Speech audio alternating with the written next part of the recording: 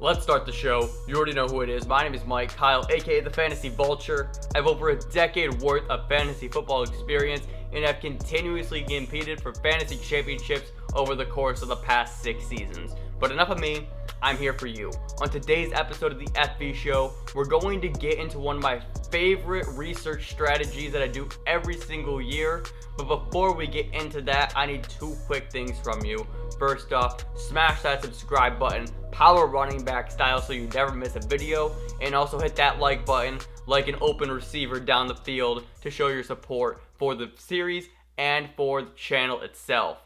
So let's get into this. Actually, before we do that, you can also do a few things. You can also text me 330-302-1554 if you have any sort of fantasy football question, whether it's you're considering drafting Dalvin Cook or Kenyon Drake in the first round and you need somebody to weigh in on that. Maybe you're having a debate with a friend and you need a third opinion, or you have a trade offer in your dynasty league that you need to be reviewed. I got you. Shoot me a text there, and you can also connect with me on any and all social media platforms at FFVulture, and the website is ffvulture.com. But let's get into this concept, what I call adjusted scoring. And the reason why I wanted to talk about this today is because earlier I released a new video talking about the New Orleans Saints and their players as far as fantasy goes for this season, and Drew Brees comes up. And Drew Brees is an interesting case specifically for this model and what I do each year. So let's pull this up. Not that. We need Drew Brees. Thank you very much. Although we will talk about Jared Cook in this as well.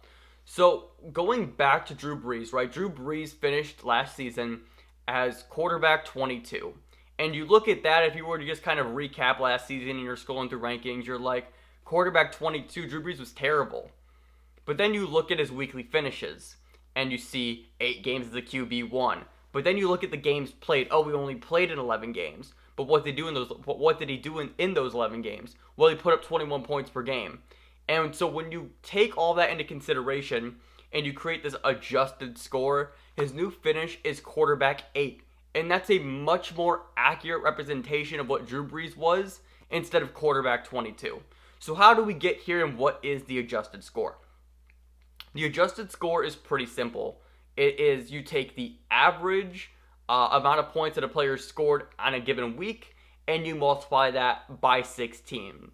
Because we never project guys to play for a full season.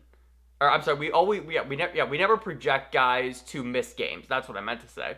Very rarely do we project guys to miss games. There's maybe 3 or 4 every single year where we're like, yeah, he's probably going to get injured. He has a history of injuries. But for the most part, nobody wants to think like that. Nobody wants to project an injury. No. Fantasy football is fun. We always buy into the hype. We always buy into what guys could be. What's a guy's ceiling? How does he get there?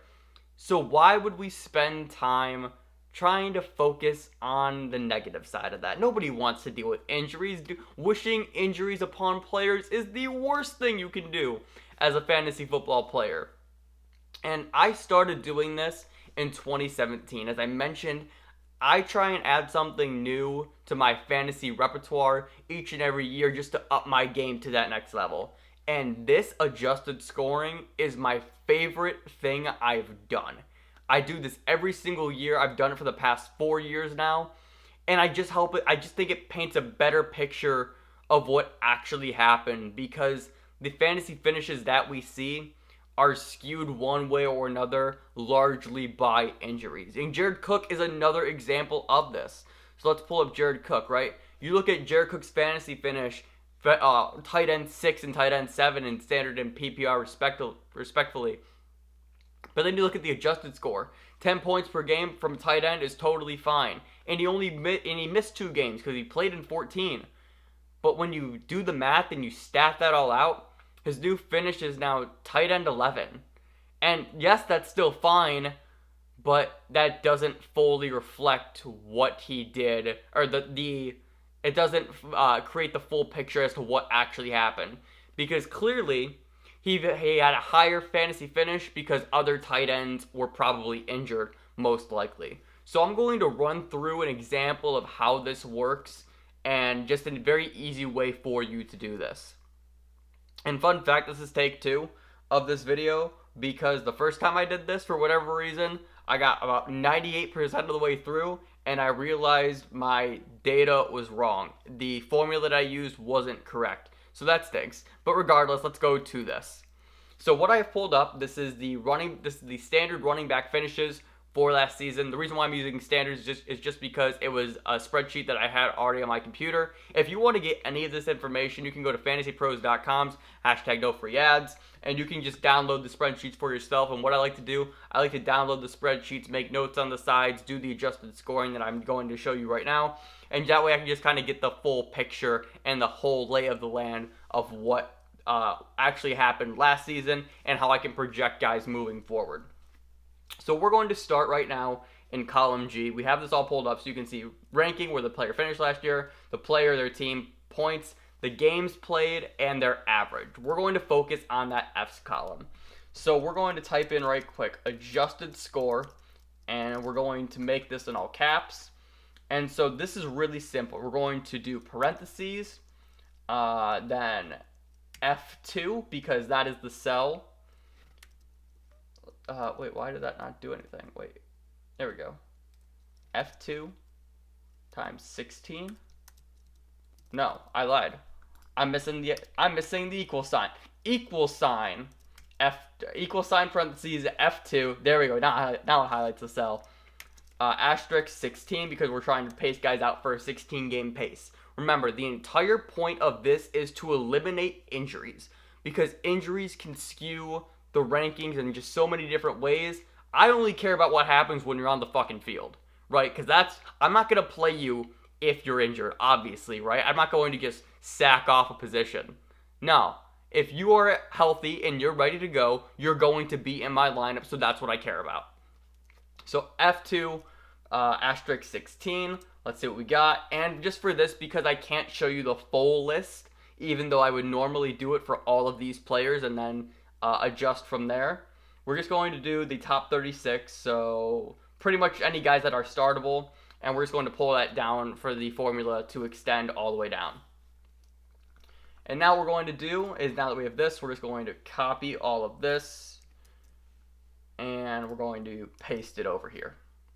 Let's get that's good. All right. So we're set here.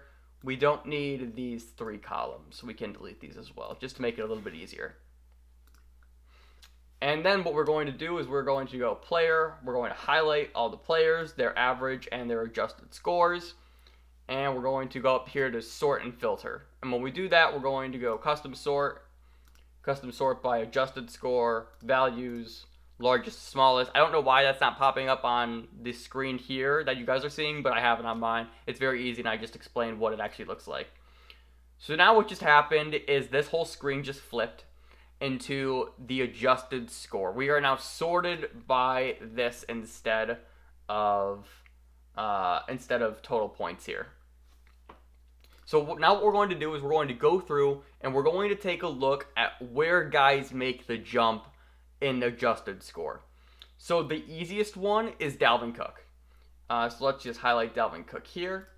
So Dalvin Cook in the adjusted score was running back 3, but in standard he was running back 5. And why was that the case? Because he only played in 14 games. The way that this really works is it doesn't necessarily affect the guys at the tippy top, because those guys for the most part are probably playing 15 or 16 games a season, so their overall scores won't be as affected by guys who have missed a handful of games or 2. So you're looking at Dalvin Cook. So Dalvin Cook now jumps up as running back number 3 in the adjusted score rankings. Another really good one, let's take a look here, is Josh Jacobs. Josh Jacobs moves up. We have Josh Jacobs at running back 10 compared to running back 14. That's a massive jump, and here's why. Because you could look at Josh Jacobs at running back 14 and say, well, here's a guy that is a high-end running back 2. I don't know if he has the ceiling. I don't know if he has the ability to be a running back 1 for me this year. But then once you look at the adjusted numbers and to see what he actually did when he was on the field, oh, Josh Jacobs is a running back 1. I could manage if I wanted to go with a wide receiver in my first round, I could take Josh Jacobs in the second and be okay because I do have a running back one in my lineup now that I'm looking at it this way. Another really good one. Let's see who's jumping up. Who comes to mind? Uh, let's see. Nick Chubb's a good one, and that's not a massive jump, but it's just noteworthy.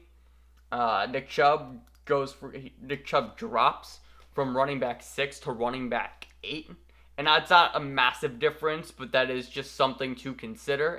It's just one of the things. It's all about how you see it, but you're trying to look for the big jumps, right? Because running back 5 to running back 3 on the surface may not be like a whole lot, but yo, a top 3 running back? Are you kidding me? Like that. It also all depends on how you view it and kind of what happens in your head, right, when these things happen. Because it's one thing to say a guy's a top 5 running back, but for whatever reason, top 3 running back sounds a whole lot better. You know what I mean? Who is another guy? So it looks like some of these. Chris Carson's another one. Chris Carson drops. Let's do Chris Carson drops by 2. Is there anybody down at the bottom who really takes that jump?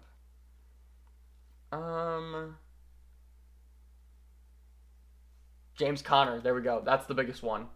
I think looking at that at just a quick glance, I think that's the biggest one. So we're going to go with the bright blue. So James Conner, in standard scoring last year, finished at running back 33. James Conner, if you had him last year, hint, I did, he was injured a lot. He was hobbling off the field left and right. He was missing snaps. He was missing games. Every single week there was a new injury for James Conner. But what happens when you take that out and you only focus when he was on the field? Oh, he's not running back 33. He's running back 19. And that's the beauty of this. It strips away the flaws of fantasy finish. It's the biggest, and that's what we're looking for, right? We're trying to figure out what actually happened. I don't care, once again, I don't care if you were injured. I wasn't going to play you anyway. I'm not going to start James Conner even though he's not playing and then just sack off a position there. So this is why I do it, because there are just, even if it's just a spot or two, these things change how you view players, especially if they are guys like Josh Jacobs who are on that fringe running back 1, fringe running back 2 range. It changes everything on how you view them. I want to see if there's one more. Devin Singletary's another good one. Now that we're looking at this, that's going to be darker. Devin Singletary, the adjusted rank is 25, whereas the standard was 31. That's a giant leap because, for whatever reason, our head gets a little bit wonky between integers when that first integer changes. Is there anybody else taken? I want to see if there's anybody who drops. Sony Michel drops 5. Let's see. Sony Michel goes from running back 24 to running back 29, so he's just barely a top 30 running back in this adjusted scoring. So you kind of get the gist of what this looks like and how I use it. And I do this for every single position because I do think it's so incredibly valuable for you to understand. We don't predict injuries. We can't predict injuries. So why would we spend time looking at rankings that reflect injuries? That's why the adjusted score on all the player profiles, to me, is the most important box of that entire graphic. It beats, hang on, let's pull this up. The order for me that matters is adjusted score, weekly finishes, 2019 finish, and then 2019 stats. Like, it pretty much goes in that order. More so, I'd actually argue it's adjusted score, weekly finish, stats, and then finish. But some people do like the finish, and I get why, because there are a lot of times where it helps guys. Like, for example, the 2019 finish certainly helps Jared Cook. It does not help Drew Brees, right? And even you can actually kind of make the argument that it may help Drew Brees because his ADP might be a little bit lower because of the perceived fantasy finish that he had. But that's pretty much it for this video. That's just something, that's an exercise that I do every single year, every single position. And to me, it's almost like a cheat code, right? Because everybody is going off of this side. Everybody is going off of this side of the data. I don't care about that side of the data. I care about this side of the data, because this side of the data, the right side, shows what actually happened when that player was playing at 100%. And that's what we focus on in fantasy football. We focus upon stats when you are on the field. And that's pretty much it. That's all I got. I thought this would be a fun video to make and just kind of show a behind the scenes look at what goes on in some of the exercises that I do. So if you enjoyed this video, be sure to leave a like and subscribe down below. We are uploading two times a day, Monday through Friday, 8 a.m. Eastern Standard Time, and then also 2 p.m. Eastern Standard Time. And the reason why is because I got a lot of videos to make. I have so many ideas. I have the first 60 videos of this channel planned out, and I got a limited amount of time to do it because the NFL season is quickly approaching, as my watch tells me. Lastly, once again, just be sure to text me 330-302-1554. Hit me up on all social media at FFVulture, and the website is ffvulture.com. And remember, people come and go, but fantasy championships are forever. I'll see you next time.